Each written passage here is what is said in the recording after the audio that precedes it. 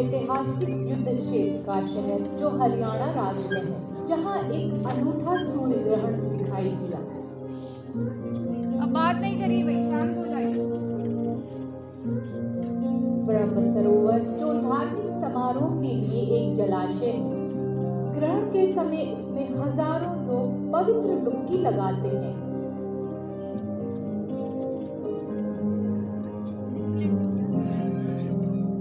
ये ग्रहण क्या होते हैं, कैसे होते हैं? मनुष्य ग्रहण से क्यों डरते हैं? आकाशीय पिंड क्यों लुका छिपी करते हैं?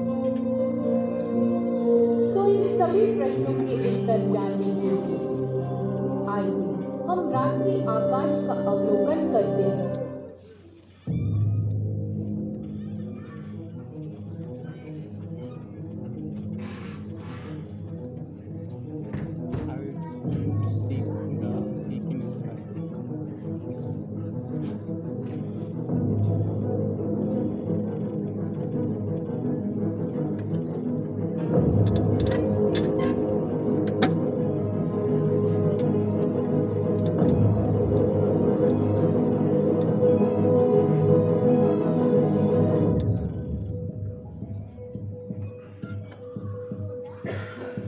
ये 20 जून का संध्या काल है। समय के बीतने के साथ ही सूर्य पश्चिम क्षितिज के नीचे गति करता हुआ दिखाई दे रहा है।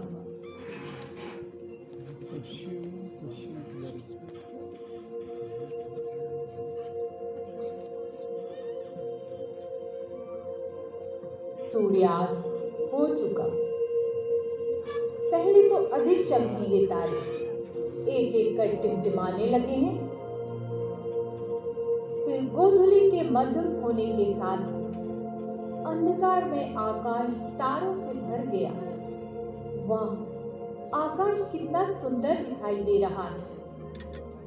ध्यान से देखिए, ये तारे विभिन्न आकृतियां बना रहे हैं, जिसे तारामंडल कहते हैं। चलिए अब हम कुछ जाने पहचाने तारामंडल को देखते हैं। उत्तर की ओर देखिए, ये तारे एक भालू के रूप में प्रतीत हो रहे हैं। ये तारामंडल सप्तर्षि या ग्रेट बेयर कहलाता है। ये 7 तारे भारतीय पौराणिक कथा के 7 महान ऋषि हैं। कृत, पुलह, पुलस्त्य, अत्रि, अंगिरा, वशिष्ठ और मारीच।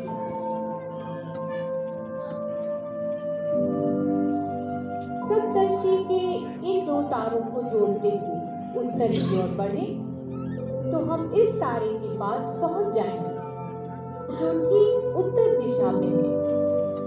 इसे ध्रुव तारा, पोल स्टार या पोलैरिस कहते हैं। क्या आप अनुमान लगा सकते हैं कि उत्तरी बिंदु से ध्रुव तारा कितना ऊपर है? जी हाँ, ये हमारे शहर का अक्षांश या लैटिट्यूड है।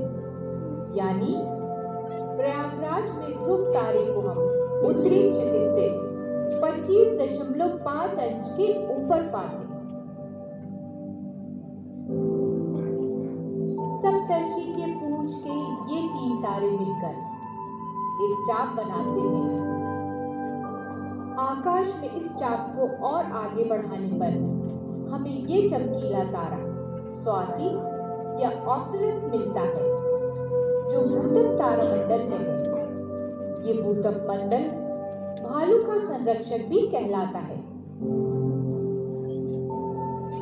दक्षिण की ओर इस चाप को और आगे बढ़ाने पर हम एक दूसरे चमकीले तारे चित्रा या स्पाइका पर पहुंच जाएंगे, जो कन्या तारामंडल में है।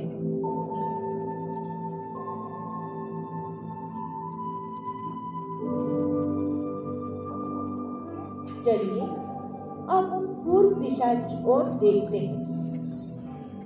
ये 3 चमकीले तारे वेगा, डैनब और ऑल्टेयर, जो मिलकर एक त्रिभुज की आकृति बना रहे हैं। इसे ग्रीष्म त्रिकोण या समर ट्रायंगल कहते हैं। अब दक्षिण में थोड़ा नीचे की ओर इस सुंदर तारामंडल को देखिए। ये है वृश्चिक। ये लुभावना लाल तारा ज्येष्ठा या एंटेरिस है, जो लहू के लाल रंग के समान दिखाई देता है। आइए अब हम एक तेज गति वाले वायुयान से ज्येष्ठा के निकट चलते हैं।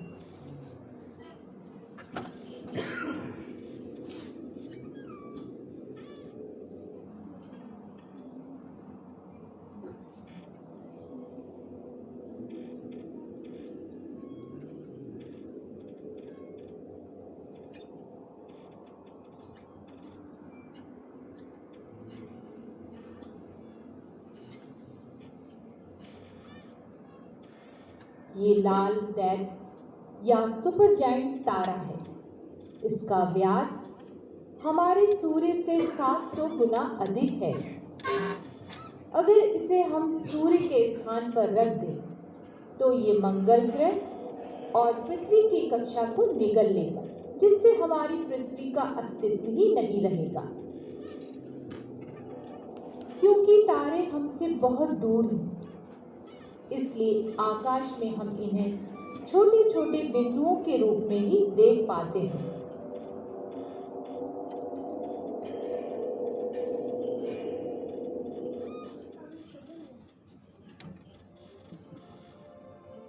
वृश्चिक के पूर्व में ये तारे एक चाय की केतली के रूप में प्रतीत हो रहे हैं। ये है धनु राशि या सेजिटेरियस।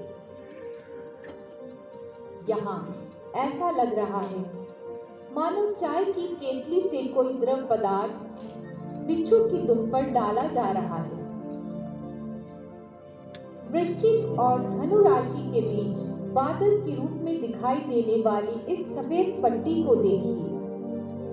ये वास्तव में कोई बादल नहीं, बल्कि हमारी मंदाकिनी आकाश गंगा या मिल्की वे है, जो करोड़ों तारों का एक विशाल समूह है।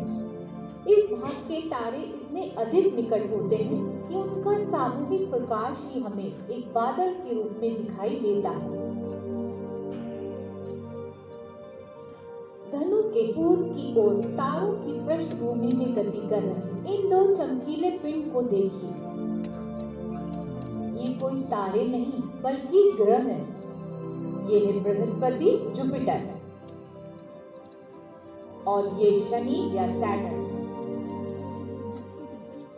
बृहस्पति सौर परिवार का सबसे बड़ा ग्रह है। ये इतना बड़ा है कि इसमें 1300 पृथ्वियां आसानी से समा सकती हैं, और इस लाल धब्बे में भी लगभग 2-3 पृथ्वियां रखी जा सकती हैं। बृहस्पति अपने अक्ष पर तेजी से घूमता है। इसके चारों ओर बहुत ही धुंधले वलय हैं, परंतु पृथ्वी से इन्हें हम देख नहीं सकते। शनि सौर परिवार का दूसरा बड़ा ग्रह है। इसके वलयों को हम एक छोटी दूरबीन की मदद से भी देख सकते हैं। वॉयेजर खोजयान ने पता लगाया था कि ये वलय बर्फ के छोटे छोटे टुकड़ों व पत्थरों से मिलकर बने, जो इसके चारों ओर परिक्रमा करते हैं।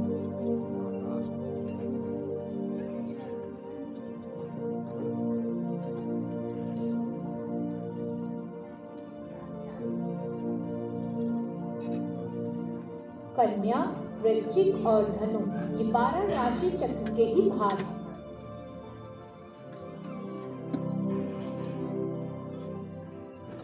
हम सभी ये जानते हैं कि पृथ्वी सूर्य के चारों ओर घूमती है और एक वर्ष में अपना चक्र पूरा करती है। लेकिन हमें ऐसा प्रतीत होता है कि सूर्य पृथ्वी के चारों ओर एक मार्ग में गति कर रहा है, जिसे क्रांतिवृत्त या एक्लिप्टिक कहा जाता है। इस मार्ग की पृष्ठभूमि में गति करने वाले तारामंडलों को राशि चक्र या ज़ोडिएक कहते हैं। समय के बीतने के साथ ही सूर्य एक राशि से दूसरी में गति करता है। न सिर्फ सूर्य बल्कि चंद्रमा और ग्रह भी इस राशि चक्र में गति करते हैं। क्या राशि चक्र में गति करते समय ये पिंड पृष्ठभूमि के दूसरे पिंड को छुपाते हैं? इसे और अच्छी तरह समझने के लिए आइए इन पिंड के आकारों को देखते हैं। आकाश में चंद्रमा पृथ्वी से सबसे निकट का पिंड है।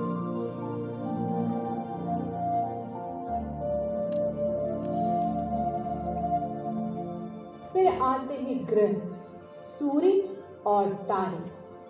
पृथ्वी व सूर्य के बीच बुध और शुक्र ग्रह है। सूर्य हमसे चौथा निकटतम पिंड है। कभी कभी गति करती हुई ये खगोलीय पिंड एक दूसरे को ढक लेते हैं। ऐसा लगता है मानो ये पिंड लुका छिपी कर रहे हैं।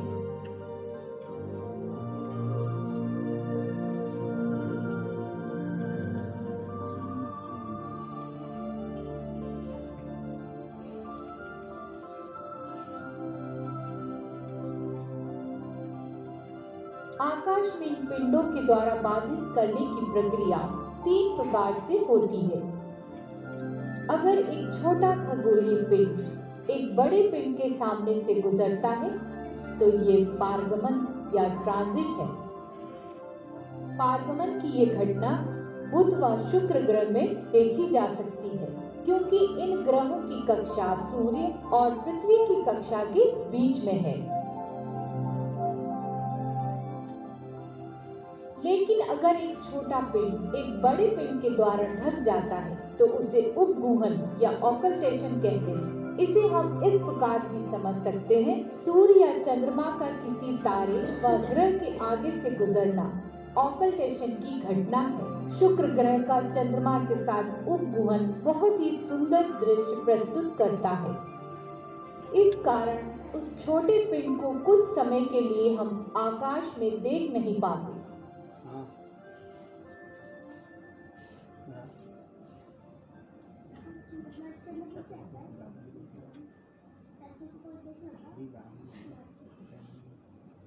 हम सभी जानते हैं कि चंद्रमा हमारी पृथ्वी से बहुत छोटा है, लेकिन पृथ्वी की तुलना दूसरे ग्रह और सूर्य से करने पर पृथ्वी एक छोटे बिंदु के समान दिखाई देती है।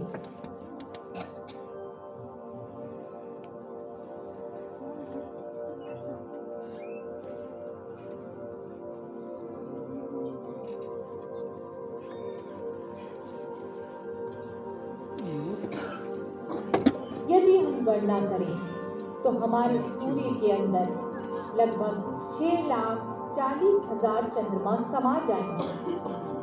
अब आप स्वयं समझ सकते हैं कि चंद्रमा कितना छोटा है। लेकिन आकाश में सूर्य और चंद्रमा का आकार लगभग एक समान प्रतीत होता है, क्योंकि दोनों खगोलीय पिंड का वास्तविक आकार उनकी दूरी से तुलना करने पर एक समान आकार में ही दिखाई देता है। ये केवल संयोग है।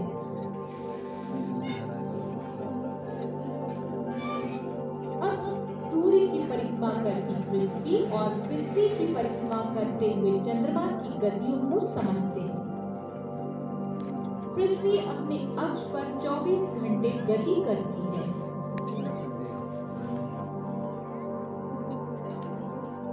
इस कारण पृथ्वी का जो भाग सूर्य के सामने रहता है वहां दिन और दूसरे आधे भाग में रात होती है।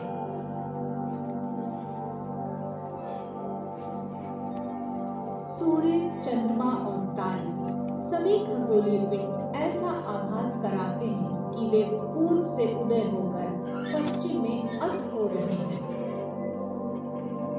पृथ्वी अपने अक्ष पर घूमती हुई सूर्य की परिक्रमा भी करती है, साथ ही चंद्रमा भी पृथ्वी की परिक्रमा करता है। चंद्रमा अपना एक चक्र पूरा करने में 27 दिन से थोड़ा अधिक समय लेता है। सूर्य के परावर्तित प्रकाश या रिफ्लेक्टेड लाइट के कारण ही चंद्रमा चमकता है। पृथ्वी से चंद्रमा कभी पूर्ण व बड़ा दिखाई देता है और कभी दिखाई नहीं देता, यानी चंद्रमा प्रत्येक दिन एक नए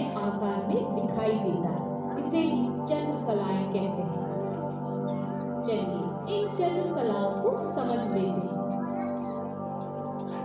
मान लीजिए हम पृथ्वी से हजारों किलोमीटर दूर चंद्रमा को पृथ्वी की परिक्रमा करते हुए देख रहे हैं।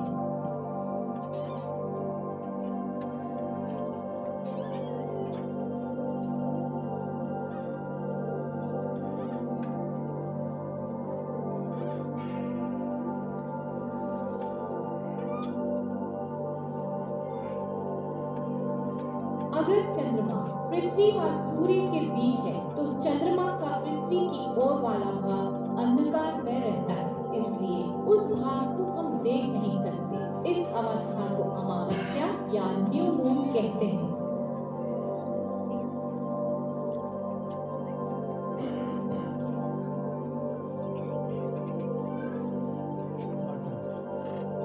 जब चंद्रमा सूर्य के दूसरी ओर होता है तो हमें पूरा चंद्रमा या फुल मून दिखाई देता है। ये है पूर्णिमा।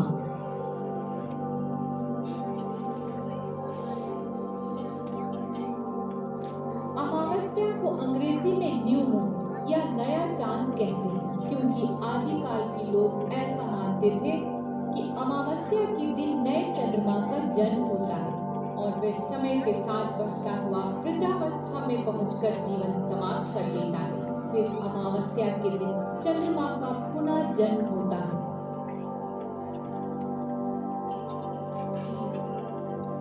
अब पृथ्वी से चंद्रमा के समय के साथ बदलती हुई विभिन्न कलाओं को देखते हैं जो अमावस्या के साथ शुरू होती है। अमावस्या के 2 दिन के बाद सूर्यास्त के उपरांत गोधूली बेला के समय आकाश में एक सुनहरा पतला वक्र प्रकाश दिखाई देता है। ये है सूरज का चांद या क्रिसेंट मून। पीछे समय के बीतने के साथ ही चंद्रमा पश्चिम दिशा में ऊपर की ओर गति करता हुआ आकाश में बढ़ता जा रहा है। अमावस्या के 1 सप्ताह बाद सूर्यास्त के समय चंद्रमा याम्योत्तर मेरिडियन के पास अर्धवृत्त आकार में दिखता है। गति करता हुआ चंद्रमा पूर्व दिशा की ओर अर्धाधिक या दिवस दिन के रूप में दिखाई देता है। ऊपर देखो, क्या देख रहे हो?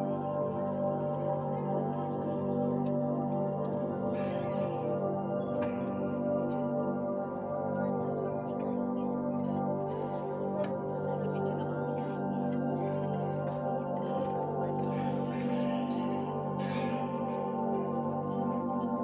अमावस्या के 2 सप्ताह बाद चंद्रमा एक पूरे गोले के रूप में ठीक सूर्यास्त पर पूर्व से उदय हो रहा है।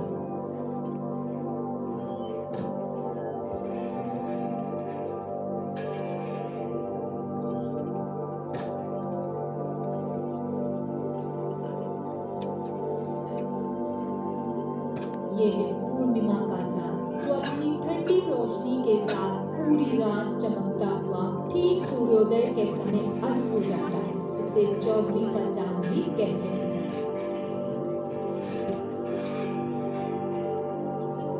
बस कुछ नहीं। जैसे जैसे दिन गुजरते जाते हैं चंद्रमा की आकृति फिर से बदलने लगती है। सूर्यास्त के बाद चंद्रमा देर से उदय होता है और सूर्योदय के बाद देर से अस्त। अब ये गोलाकार न रहकर 3 दिन बाद पुनः अर्धाधिक आकार में आ गया।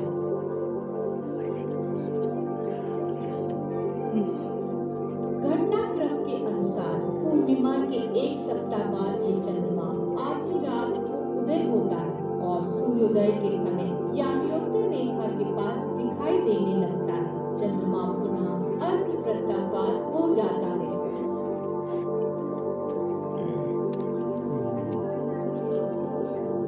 चंद्रकलाएं लगातार घटती हुई क्रिसेंट तक पहुंच जाती हैं। अब ये सूर्योदय से कुछ ही पहले उदय होकर बारीक होता हुआ पूरे समय के लिए अदृश्य हो जाता है। चंद्रमा दोबारा अमावस्या की स्थिति में पहुंचकर चंद्रकलाओं का अपना ये चक्र दोहराता है।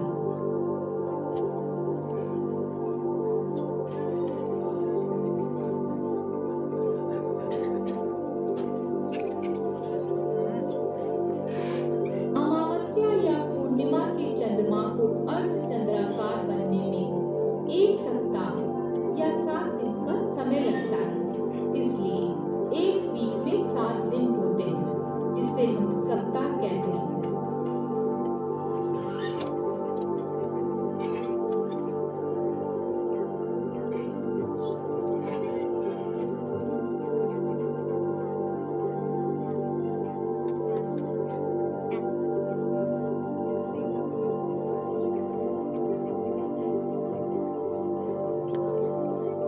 दो अमावस्या या दो पूर्णिमा के बीच का समय 30 दिन से थोड़ा कम होता है।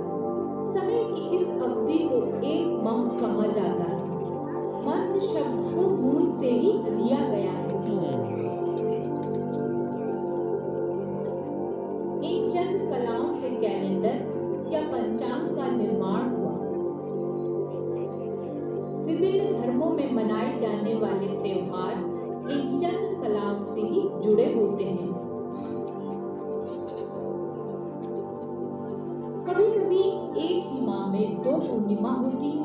ऐसी स्थिति में उस माह का दूसरा पूर्ण चंद्रमा ब्लू मून कहलाता है। चंद्रमा नीला नहीं दिखाई देता, ये सिर्फ एक शब्दावली है।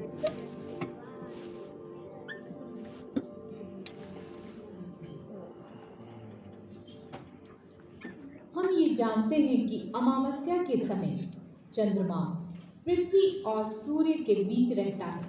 सूर्य व चंद्रमा का आकार एक समान होने के कारण सूर्य चंद्रमा को छिपा लेता है, जिससे सूर्य ग्रहण की संभावना होती है।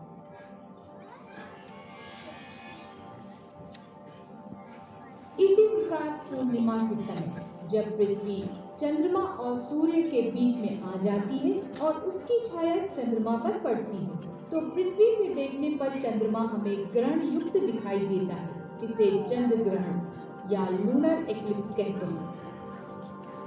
लेकिन ध्यान देने वाली बात यह है कि प्रत्येक पूर्णिमा व अमावस्या को ग्रहण नहीं होता। ग्रहण के लिए आवश्यक है कि तीनों खगोलीय पिंड सूर्य, पृथ्वी व चंद्रमा एक सीधी रेखा में हो।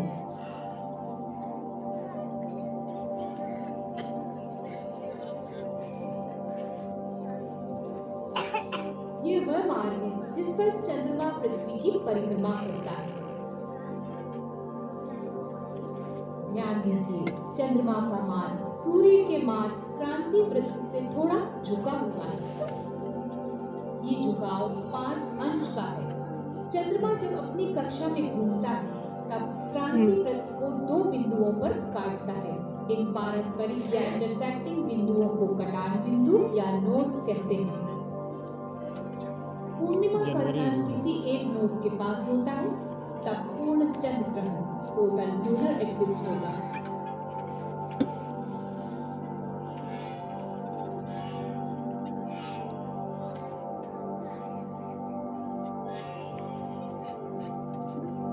और जब अमावस्या का चांद किसी एक नोड के पास रहता है तो पूर्ण सूर्य ग्रहण टोटल सोलर इक्लिप्स होगा।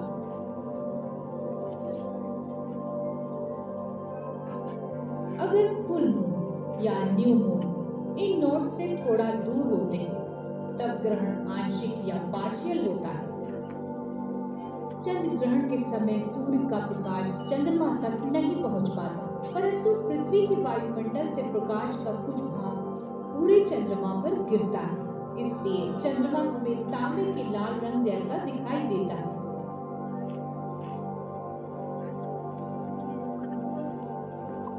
पृथ्वी चंद्रमा से बहुत बड़ी है, इसलिए पृथ्वी के छायापथ में पूरा चंद्रमा आ जाता है। चंद्र ग्रहण पृथ्वी के उन सभी स्थानों से दिखाई देता है जहां उस समय चंद्रमा दिख रहा होता है। चंद्र ग्रहण देखने के लिए आवश्यक फिल्टर की जरूरत नहीं होती है। इसे कोरी आंखों से भी देखा जा सकता है।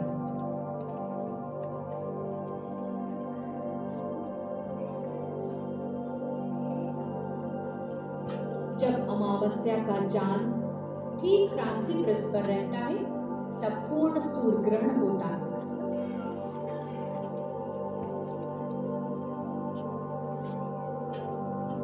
सौर किरीट या सोलर कोरोना पूर्ण सूर्य ग्रहण का सबसे सुंदर भाग है, जो केवल पूर्णता या टोटैलिटी के समय सूर्य के चारों ओर दूर तक फैला हुआ दिखाई देता है।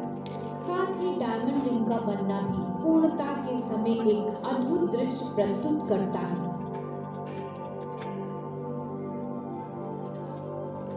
कोरोना सूर्य का बाहरी वायुमंडल है जो हमें साधारण अवस्था में दिखाई नहीं देता। वैज्ञानिकों के अनुसार सूर्य के चारों ओर प्लाज्मा की परतों का अध्ययन करने का यही एक अनूठा अवसर होता है।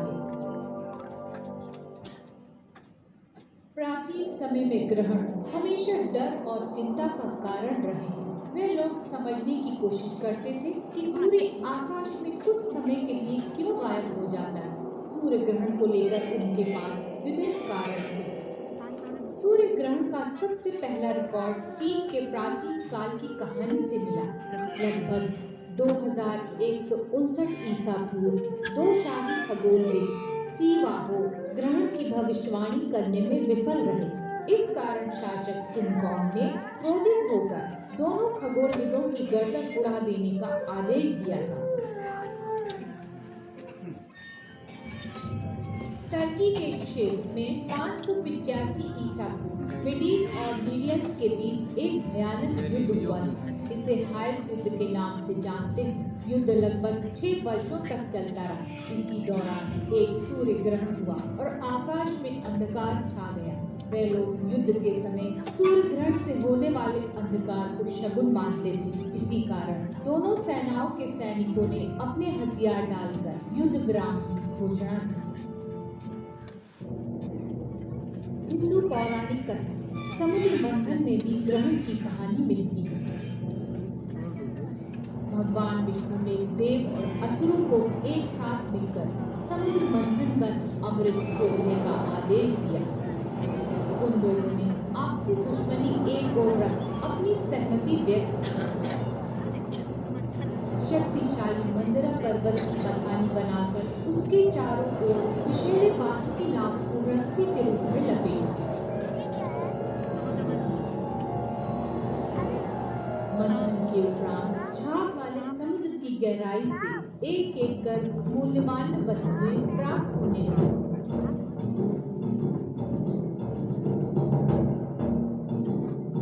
फिर एक चमत्कारी क्षण में अशांत सागर से अमृत कलश बाहर आ गया।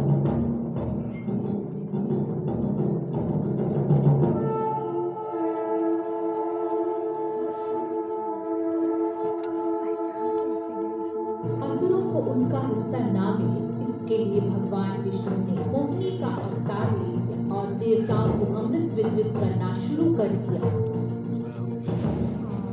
एक असुर जो कि देवताओं के बीच छिपकर बैठा, उसने भी अमृत पी लिया।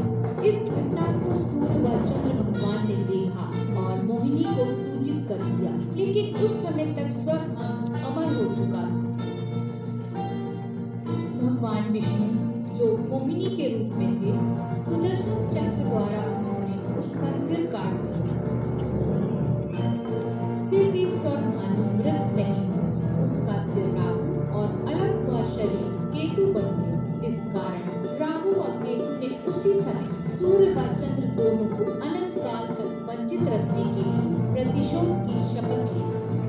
ऐसा माना जाता है कि समय समय पर राहु और केतु सूर्य व चंद्रमा को निगल लेते हैं। लेकिन अब ये जान चुके हैं कि राहु और केतु क्रांति व्रत पर सूर्य व चंद्रमा की कक्षा के दो पारस्परिक बिंदु हैं। जैसे जैसे समय बदलता गया, लोगों की सोच भी विकसित होती गई और ग्रहण होने के कारण भी समझ में आने लगे। 5वीं शताब्दी में भारतीय खगोल शास्त्री आर्यभट्ट ने एक सटीक वैज्ञानिक व्याख्या की। उन्होंने बताया कि चंद्रमा सूर्य के परावर्तित प्रकाश से ही चमकता है। ये भी स्पष्ट किया कि ग्रहण पृथ्वी व चंद्रमा के द्वारा डाली गई छाया है। पूर्ण सूर्य ग्रहण ने ब्रह्मांड के दूसरे सबसे हल्के तत्व हीलियम की खोज करने में भी सहायता की। 18 अगस्त 1868 को भारत के आंध्र प्रदेश राज्य में गुंटूर शहर से इसे खोजा गया था।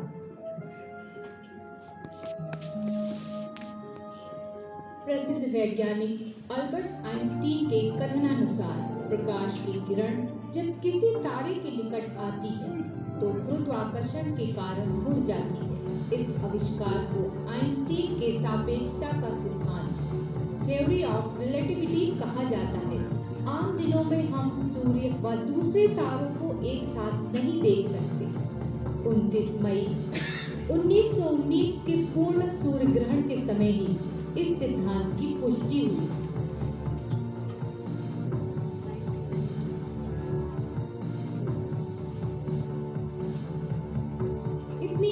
जानकारियां प्राप्त करने के बाद चलिए हम एक काल्पनिक यात्रा पर कुरुक्षेत्र चलते हैं। इसे धर्म क्षेत्र भी कहा जाता है। ये एक पवित्र स्थान है, भगवत गीता की भूमि है, जहाँ महाभारत का युद्ध हुआ था। 21 जून 2020 का प्रातःकालीन आकाश है, वर्ष का सबसे लंबा दिन। सुबह के 4:30 बजे का समय। गोधूली के बीच पूर्व दिशा की ओर ये चमकीला ग्रह शुक्र है। 5:12। ये देखिए, सूर्य उदय हो रहा है। समय के बीतने के साथ ही आकाश में ऊपर की ओर अपनी संपूर्ण ऊर्जा के साथ चमक रहा है।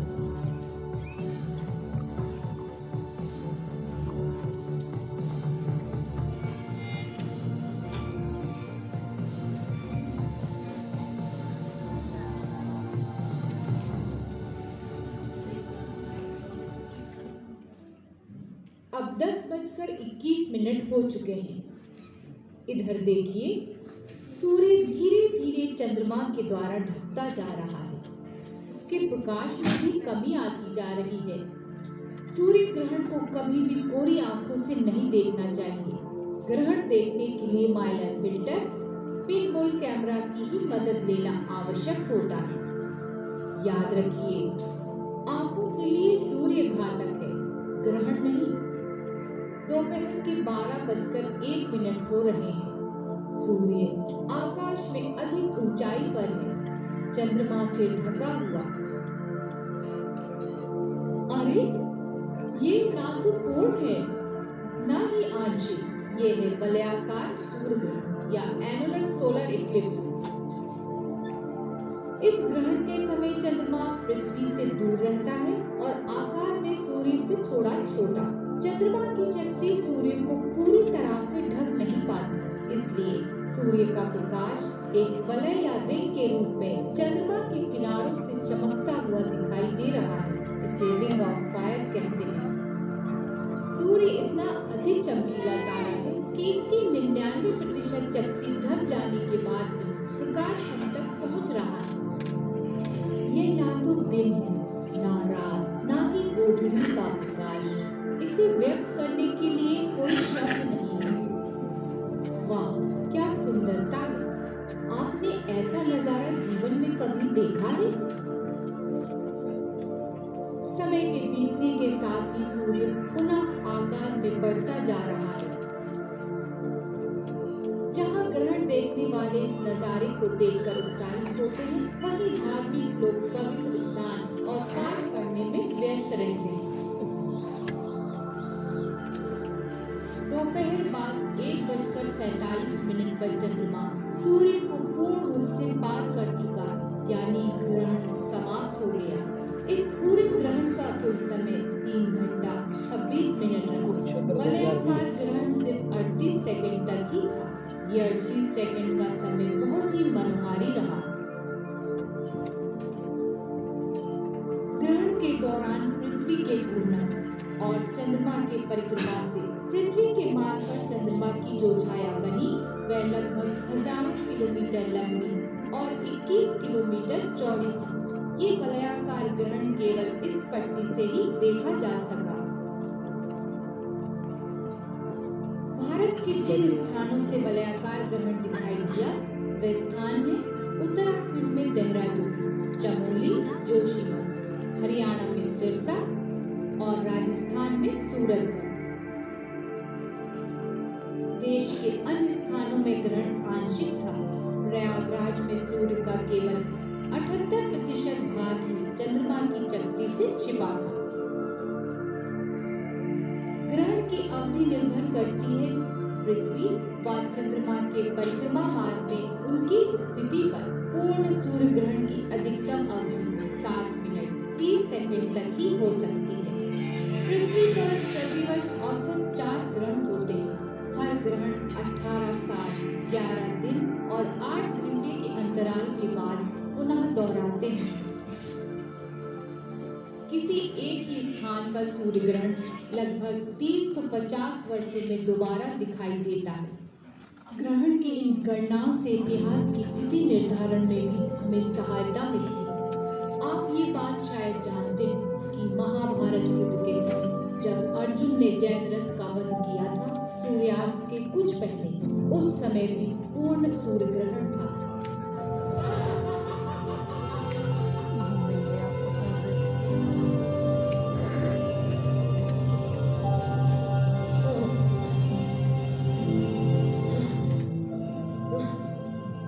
अभी सूर्यास्त नहीं हुआ है बात। हो रहा सूर्य और ये जयद्रथ। जयद्रथ! अभी सूर्यास्त नहीं हुआ।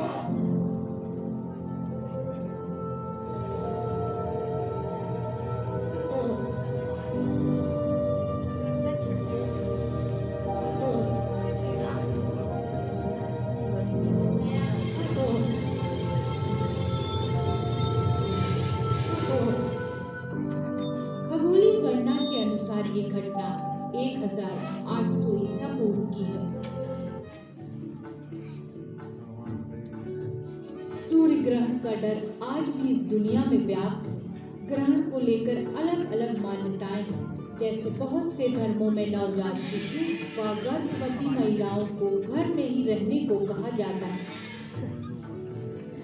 ऐसा मानते हैं कि इस समय का भोजन विषैला या अशुद्ध हो जाता है। अधिकांश लोग इस दौरान कोई भी शुभ कार्य नहीं करते। लोग ग्रहण को अपशगुन मानते हैं। उनके अनुसार ये मृत्यु, विनाश और आपदाएं लाते हैं। इसलिए ग्रहण के दुष्प्रभाव से बचने के लिए कुछ लोग व्रत तथा सूर्य देव की उपासना करने वाले मंत्रों का उच्चारण करते हैं और पवित्र नदियों व जलाशयों में स्नान भी करते हैं।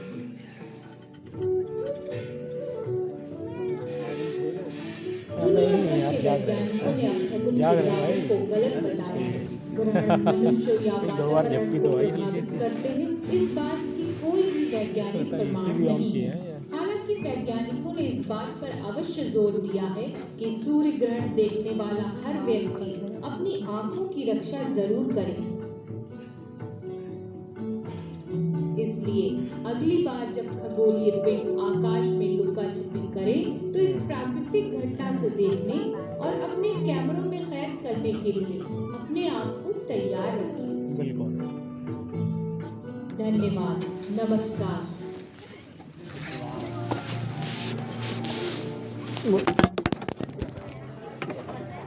आगे उठाए रहे सोएगा इतने का चल